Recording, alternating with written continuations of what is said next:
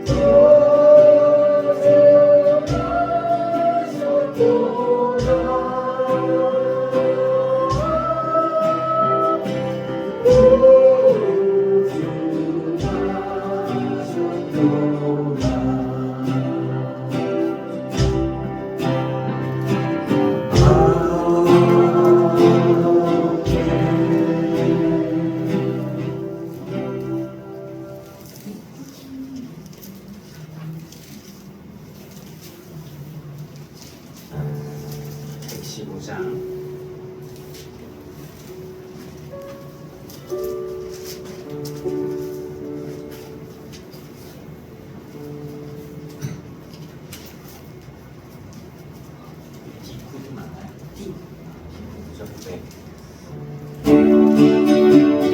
기쁘다고 오셨네. 기쁘다고 오셨네.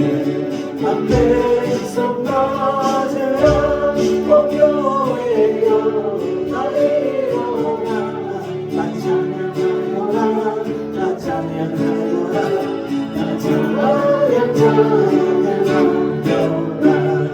구세주 나의 있으니 나 찬양하여라 이 세상에 바쁘다 나와 나파여라 나와 나파여라 나와 나파여라 온 세상 죄를 사하려 주 예수 오셨네 죄와 질투 보다내고 나 구원하시네 나 구원하시네 나 구원하시네 은혜와 진리 되신 주 나 주관하시네 만국에서 우주 앞에 나 경배하여라 나 경배하여라 나 경배하여라 아멘.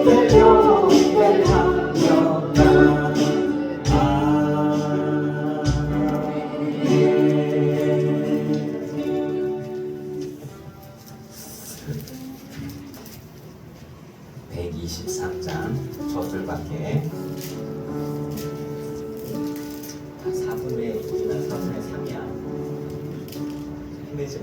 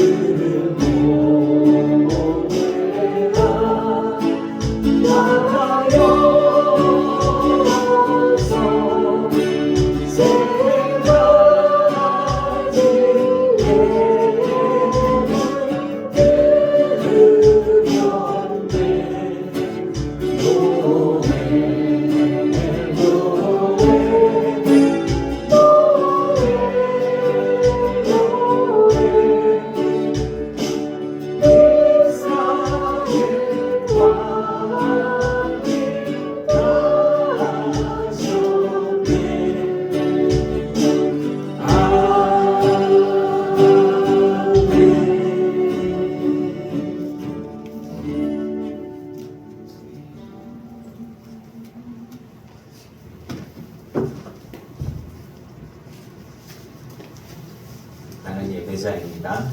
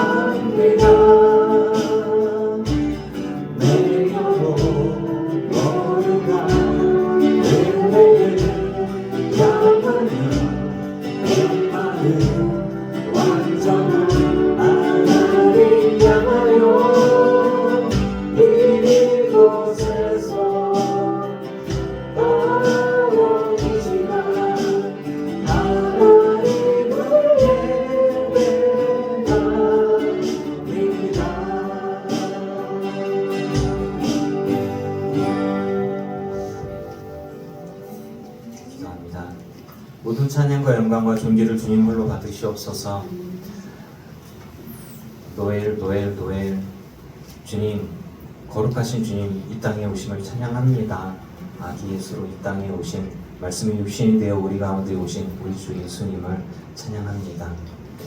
우리 가운데는 정말 기쁨이고 평화이고 하나님께 영광이 되어지는 기쁜 크리스마스를 맞이합니다. 날이 춥지도 않고 눈도 없고 점점 시대가 어려워져 가고는 있지만 우리 구주 예수님의 오심은 우리에게 기쁨입니다. 이단들이 득세하고 죄가 만연한 세계 속에서도 우리는 우리 주 예수님을 기뻐 맞이합니다. 우리 주 예수님이 모든 성도들의 마음 가운데 임재하시고, 그리고 주님과 동행하면서 영원한 하나님의 나라를 바라보는 성도들의 삶을 살아가게 은혜를 베풀어 주시옵소서.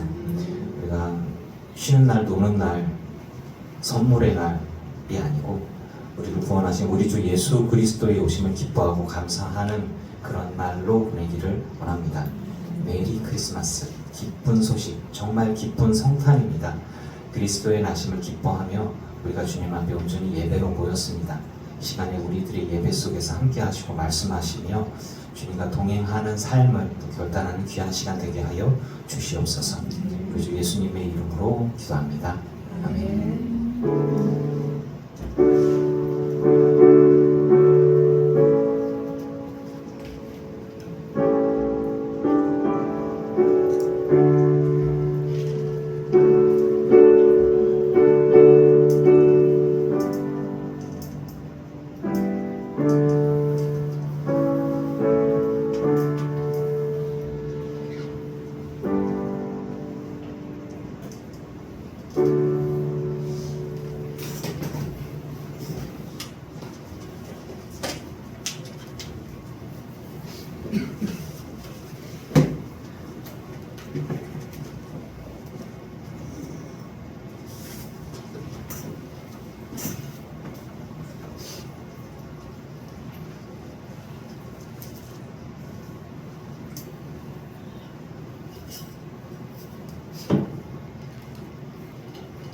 메리 크리스마스.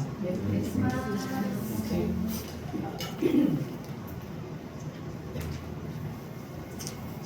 정말 메리 크리스마스가 메리 크리스마스이기를 바랍니다.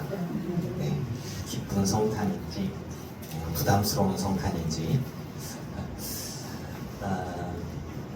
말씀 보겠습니다. 마태복음 2장 11절 말씀입니다. 마태복음 2장 11절.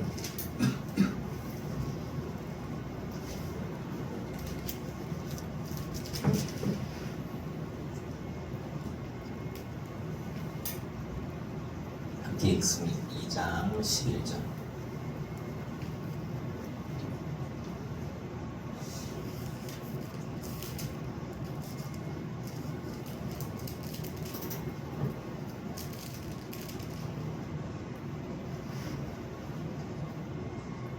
같이 봉독할까요? 시작. 집에 들어가 아기와 그의 어머니 마리아가 함께 있는 것을 보고 엎드려 아기께 경배하고 오배합을 열어 황금과 유향과 몬약을 예물로 드리니라. 아멘. 오늘 제목은 메리 크리스마스죠. 아기 예수님의 탄생은 우리의 죄를 구원하시기 위해 말씀이신 하나님이 육신이 되셔서 우리 가운데 오신 은혜의 순간입니다. 하나님이 인간이 되셔서 강림하셨고 죄 없이 이 땅에 오신 유일하신 분이고 죄 없이 유일하게 이 대속의 죽으심을 감당하실 수 있는 유일하신 분입니다. 동방의 박사들이 예수님을 찾아와서 그들이 준비한 예물을 예수님께 드렸습니다. 이 부분들을 좀 더 고고학적으로 좀 알아보니까 동방의 박사들이다 라고 하는 사람들이 예수님을 찾아와서 드렸다.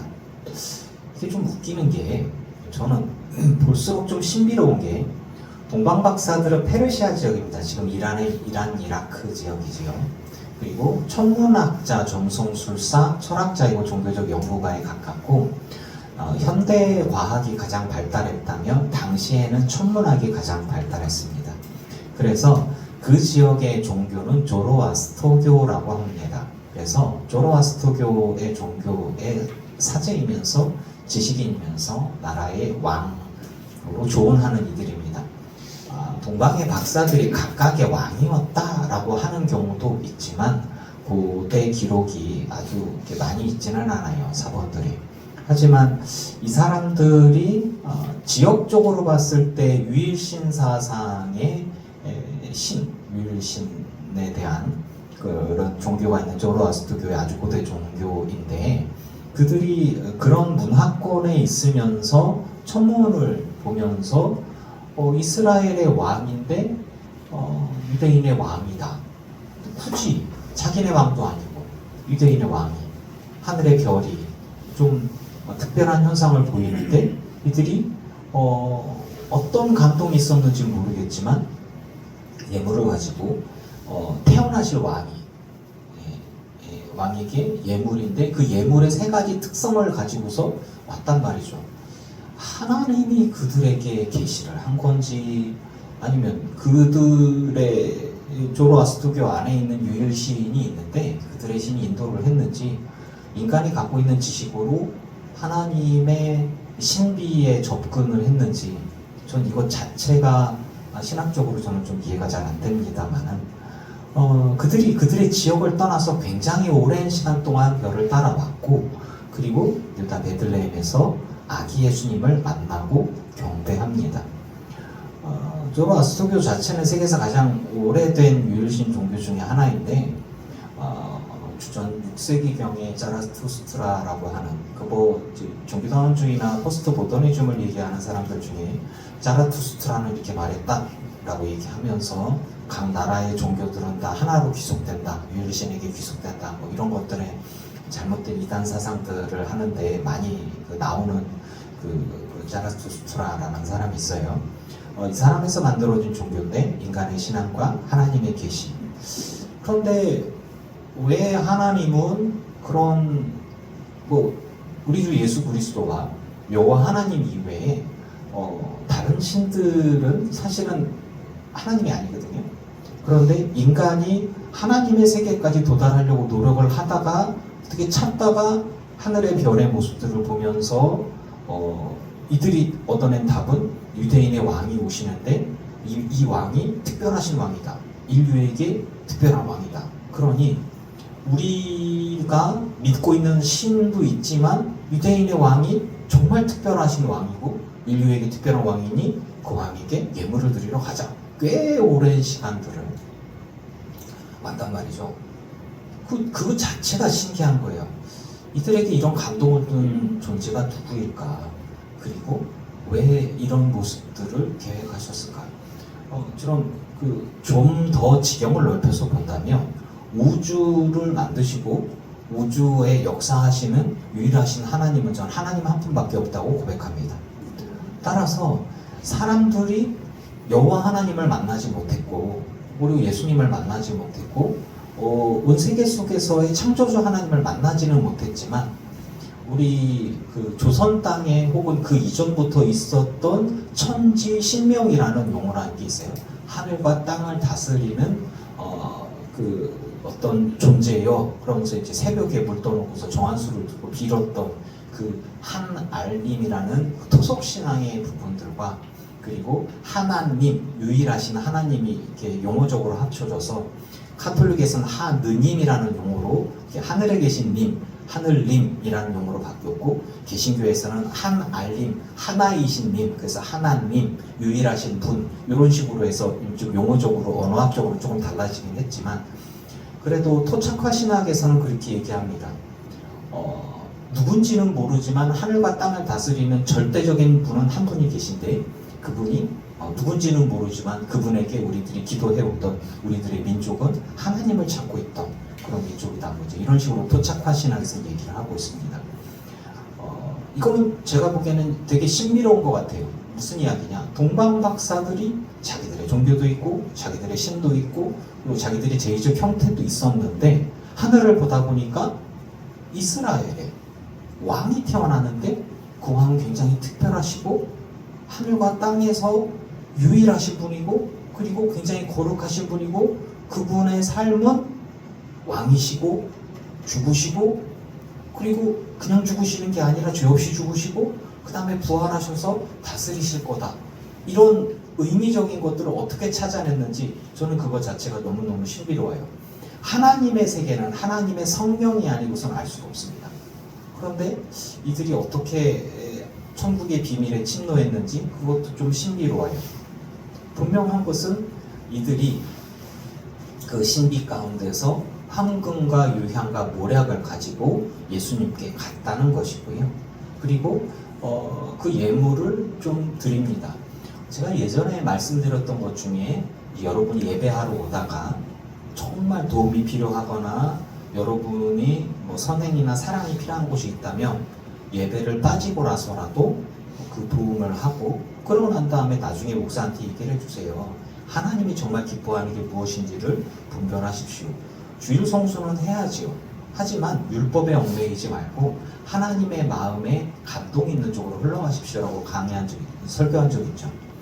그 전승 중에 하나가 그런 게 있어요. 동방 박사가 원래 넷이었대요. 넷이었는데 4명이 오다가 한 명이 다른 어떠한 이유로 해서 다른 누군가에게 선행을 하려고 하고 왕을 만나러 오는 것보다 다른 일을 위해서 떨어져 나갔다고 하는 거죠. 근데 그러면서 그 이야기가 이제 동화로도 나오고 연극으로도 나왔었는데 내용은 잘 기억이 잘 안 나요. 이제 그게 이제 야화로 야사로 나온 건지 정확한 건지.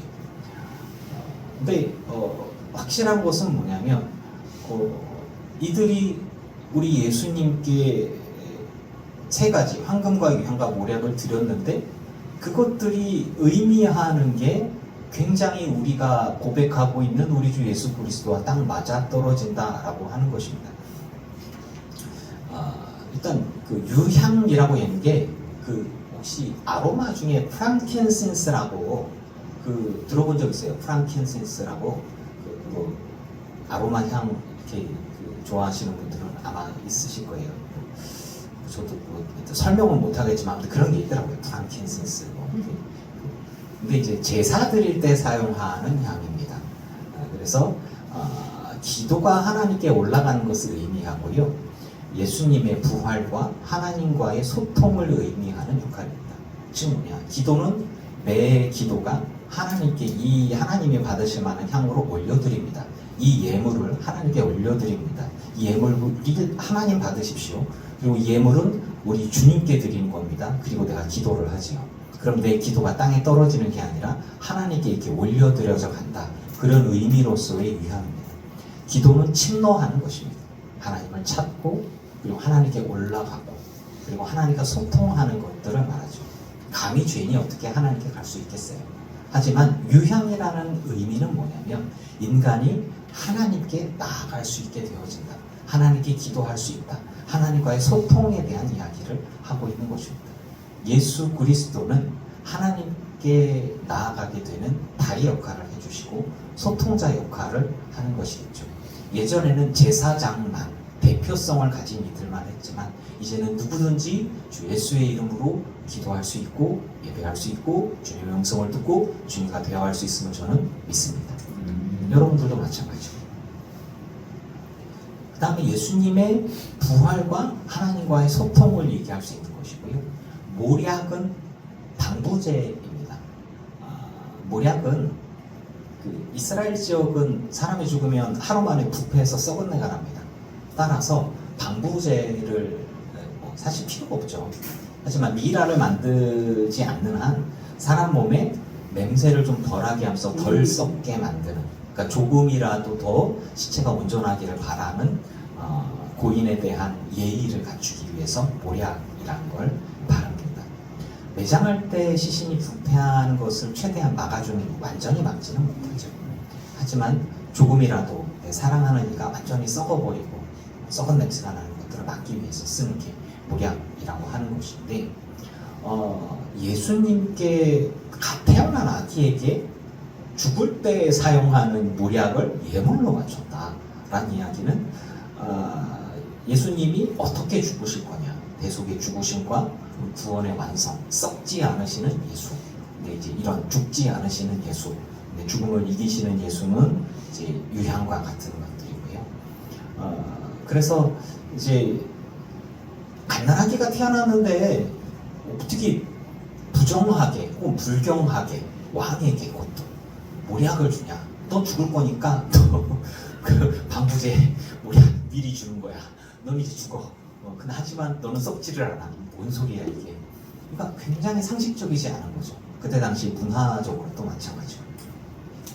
여러분이 우리가 국화를 이제 누군가에게 준다고 할 때는 사망을 했을 경우에 조화로서의 국화를 주는데, 우리 저희 아들내미도 그렇고 연애를 하고 있는데 사랑하는 연인에게 국화를 딱 건네준다. 뺨 맞죠? 주관적이잖아. 이런 거죠. 불타는 사랑, 장미 뭐 이런 거를 주겠죠. 근데 예수님께 드리는 모략은 당시의 문화로 봤을 때는 납득하기 어려운 거예요. 어떤 사람에게 예물을 주는데 너 죽고 난 데 쓸 수 있는 모략을 주는 거다. 뭐지 이거는? 이게 지금 뺨 때리는 거야 뭐야? 이렇게 할 수 있는 그런 상황이란 말이에요. 그러니까 우리가 생각하는 그 문화적으로 봤을 때 누군가에게 꽃을 드리는데 뭐 백합이라든가 뭐 순수한 사랑, 하얀 장미 뭐 이런 것들, 노란 장미는 아주 의심스러운 사랑 이런 거니까. 근데 빨간 장미 이런 거 막 불타는 사랑 뭐 이런 걸로 하는데 백국화 이럽니다. 넌 죽어 이제. 그러면서 이렇게 그런 거를 주면은 뭐야 이게 지금 뭐 하자는 거야? 받아야 돼 말아야 돼?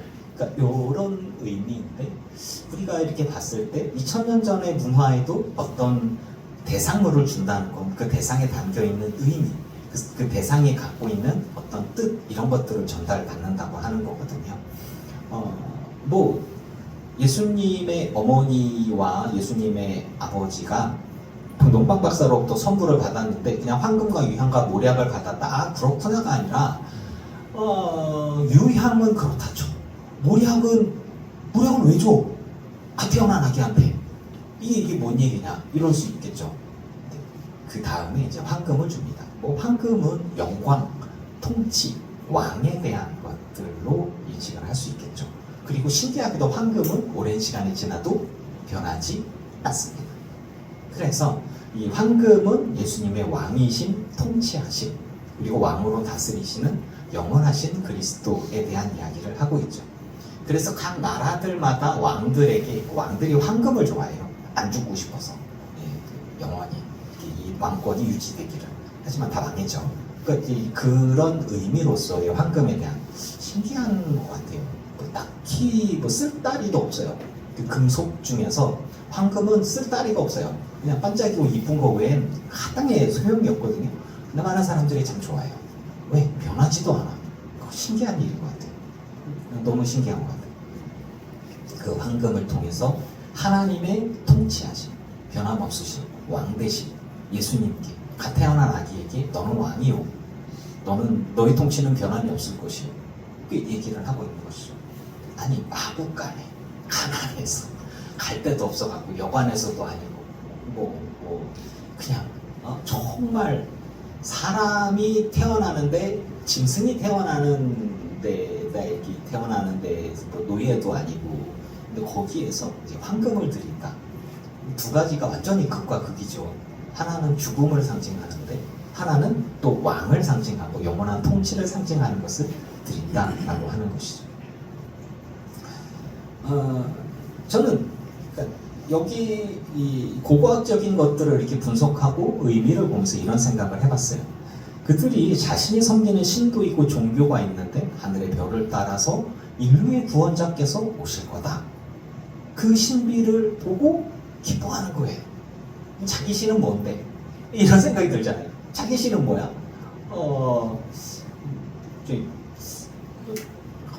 하나님을 찾았나? 하나님을 만났나? 여호와 하나님을 섬기기로 했나? 그 나라에서 살려면은 자기들의 신들을 믿어야 되겠죠. 근데 전 요것 자체가, 이 행위 자체가 이러한 결단을 하게 되고 이런 의미를 담아서 예수님을 만나서 드리는 것 자체가 하나님의 신비가 아닌가라는 생각을 합니다. 여러분은 어떻게 생각하실지 모르지만 헤롯이 핍박을 하게 되죠. 그래서 예수님을 잡아서 죽이고 싶어 했어요. 그래서 2살 아래 그 지역에 있는 모든 아기들은 다 죽입니다. 그래서 이제 마리아와 요셉이 아기 예수님을 모시고 어디로 갔냐? 애굽으로 갔죠. 애굽은 하나님의 통치가 있는 곳입니까? 우상이 가득한 곳입니까? 우상이 가득한 곳이죠. 죄악이 만연한 곳입니다. 그런데 그곳으로 피신을 갔어요. 조로아스터교를 섬기는 그쪽 지역에 당시의 문화권으로 봤을 때 여호와 하나님의 말씀이 들어가고 그들이 하나님의 신에 감동해서 왔다는 게 아니에요. 이렇게 보니까 저는 이런 질문이 듭니다. 동방박사들 왜 왔어? 도대체 왜? 뭐 때문에? 무슨, 누구의 감동으로? 누구의 인도하심으로? 이런 질문이 계속해서 드는 거예요. 하지만 분명한 건 아기 예수님의 탄생과 그분의 삶과 그 삶의 의미를 담은 예물을 그들이 준비해서 드렸다라고 하는 것입니다.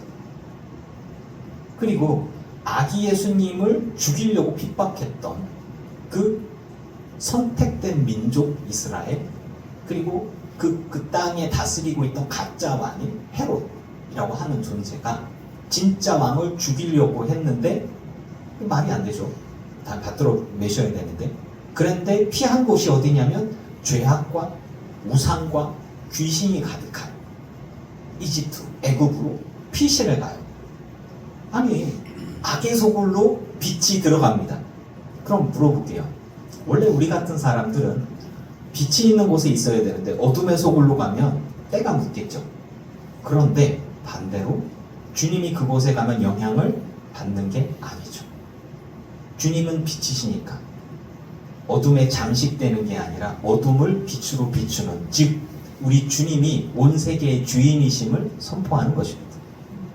최강대국인 애굽에 태양의 아들 혹은 태양 라신이라고 얘기하는 이집트의 대단한 국력과 군사력과 과학과 수학, 토지, 측량, 농업이 발달했고 당시의 최고의 문명과 국력을 구가하고 있으면서 신과 동일한 위치에 있는 자가 다스리는 애굽 땅에 하나님의 아들, 하나님이신 분이 아기가 돼서 그 땅으로 피신해 갔어요. 거기에는 국력도 있고 경제력도 있고 과학도 그렇고 수학, 농업, 당시의 최첨단과 최고의 국력과 그리고 최강의 종교적인 능력과 또 귀신의 능력까지 있겠죠. 그런데 하나님이 그곳에 피신해 갔다. 영향을 전혀 안 받는다는 거죠. 우리 하나님이 우주의 주인이시고 세계 역사의 주인이시고 하나님께서 필요하신 대로 세상 사람들을 이끄시고 인도하시며 승리케 하시는 절대적인 유일하신 하나님이시다 라고 저는 이야기하고 싶습니다.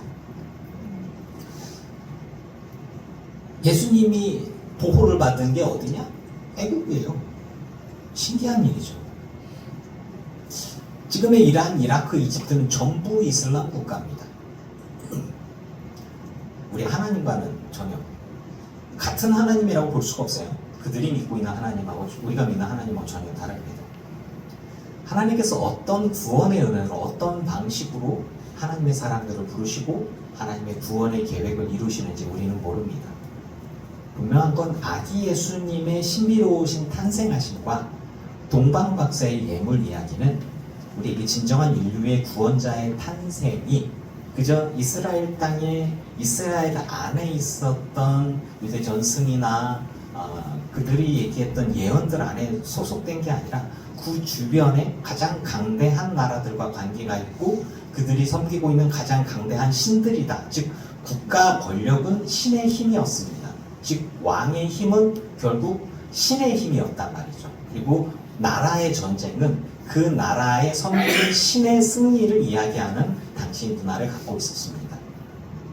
그런데 그런 거 상관없이 가장 낮은 곳에 태어나신 아기를 하나님이 가장 강력한 힘으로 함께 하셨고 보호하셨고 그리고 온 인류의 구원을 위해서 오신 그분이 결국에는 하나님의 계획과 뜻대로 구원의 경륜대로 이루시고 우리를 위해 죽으시고 황금과 유향과 모략의 의미처럼 우리에게 영원한 구원과 생명을 우리에게 주시는 분이다 라고 하는 것입니다. 예수 그리스도의 탄생이 여러분에게 기쁨이기를 축복합니다.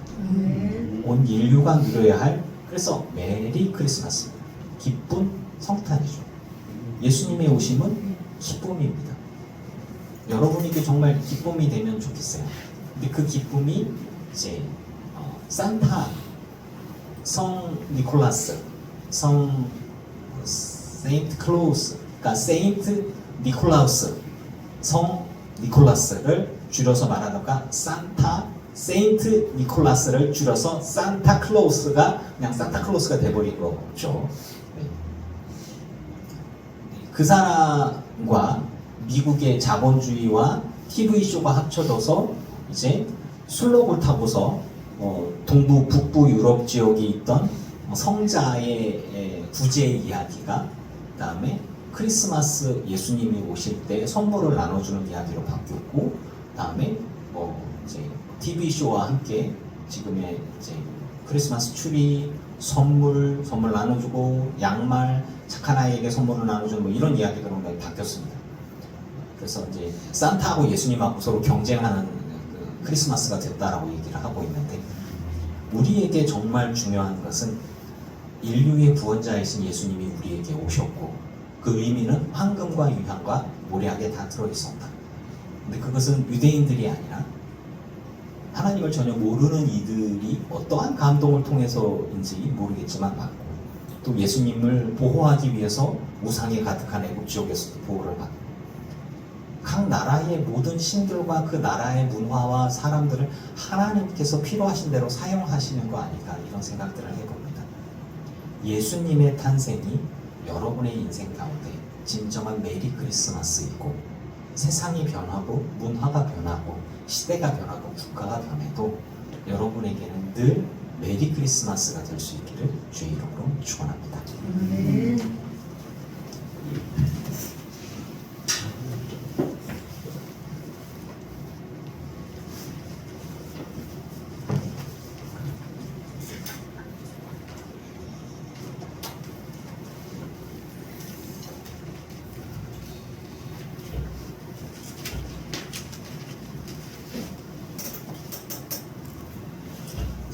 기쁘다 구주 오셨네 115장.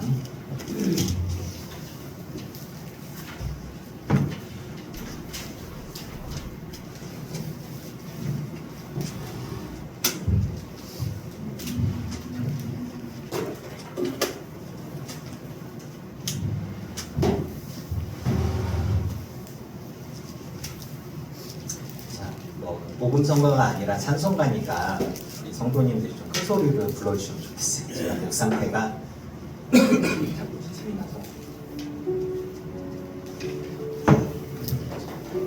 아마 50년, 60년, 70년부터 부르신 것 같아요. 그렇죠? 꽤 오래 부르셨죠? 기쁘다 부르셨는데 기쁨으로 우리 고백합시다. 기쁘다 부르셨네 밤에서 낮에도 어려워요 나 일어나 나 찬양하려라 나 찬양하려라 나 찬양하려라